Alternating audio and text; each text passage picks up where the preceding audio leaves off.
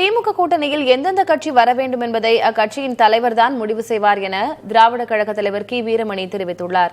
விஜய் அரசியல் கட்சி நடத்தாமல் ஷூட்டிங் நடத்துவதாக விமர்சித்துள்ள அவர் 2026 தேர்தல் குறித்து புதிய தலைமுறையின் வணக்கம் தலைவர் பகுதியில் பேசியதை பார்க்கலாம்.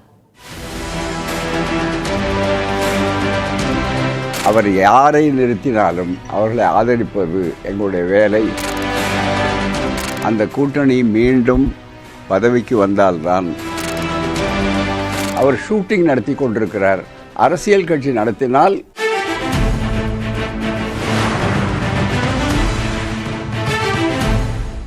திமுக கூட்டணியில் வேறு என்னென்ன கட்சிகளாக வருவதற்கான வாய்ப்பு இருக்கிறது? தேமுதிக இன்னும் எந்த நிலைப்பாடும் இல்லாமல் இருக்கிறார்கள். அவர்கள் திமுகவுக்கு வருவதற்கான வாய்ப்பு இருக்குதுங்கய்யா. இதற்கு சரியாக பதிலளிக்க வேண்டியவர் திமுக தலைவரும் பொறுப்பாளருமான அவர்கள்தான். ஆகவே என்னுடைய வேலை என்பது யார் எந்த அளவிற்கு வந்திருக்கிறார்கள் என்பதல்ல. திமுக கூட்டணி கொள்கை உள்ள ஒரு கூட்டணி. அந்த கூட்டணி மீண்டும் பதவிக்கு வந்தால்தான் தமிழ்நாடு தமிழ்நாடாக இருக்கும்.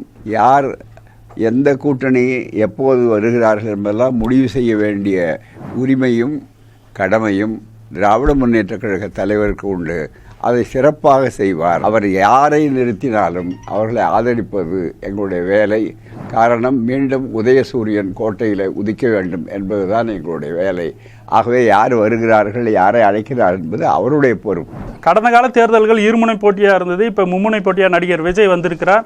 விஜயின் வரவு தமிழ்நாடு அரசியலில் எந்த அளவுக்கு தாக்கத்தை ஏற்படுத்தும்? இந்த இரண்டு கட்சி கூட்டணிகளுக்கு யாருக்கு அது பாதிப்பாக இருக்கும்? அவர் இன்னும் அரசியல் கட்சி நடத்தவில்லை. அவர் ஷூட்டிங் நடத்தி கொண்டிருக்கிறார். அரசியல் கட்சி நடத்தினால் அது பாதிப்பா சாதிப்பா என்று சொல்லலாம்.